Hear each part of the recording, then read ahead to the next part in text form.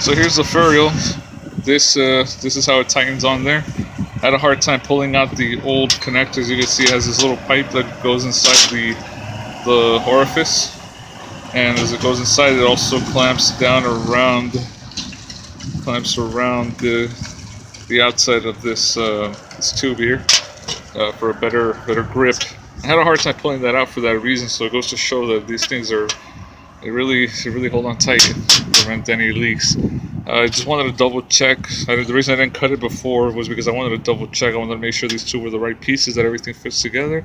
I'm trying to just replace it all at once without having to go back and because if this part wasn't the correct diameter, I wouldn't be able to. I would just pretty much be using the new furriel, and then I'd be having to replace this for the correct size. So I just wanted to double check. Now that I'm sure, I'm going to go ahead and put it in, and I'll be doing the same for the other one, just so they're all nice and shiny and brand new.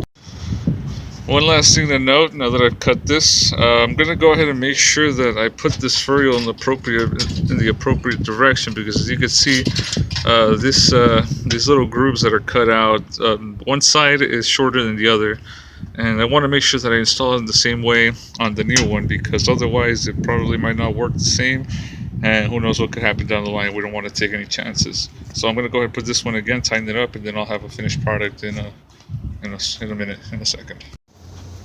Here we have the final product. I finally got both of them in place, and they're both doing pretty well. I already sprayed them with a bit of soapy water, make sure that they weren't leaking, air bubbles weren't forming, and I've also performed the static leak test.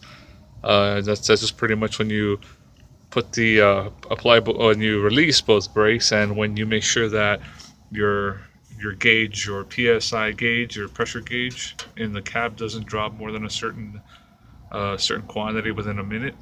So I went ahead and did that. I applied the brakes, and we're good to go. These things are all set and shouldn't have any issues down the line.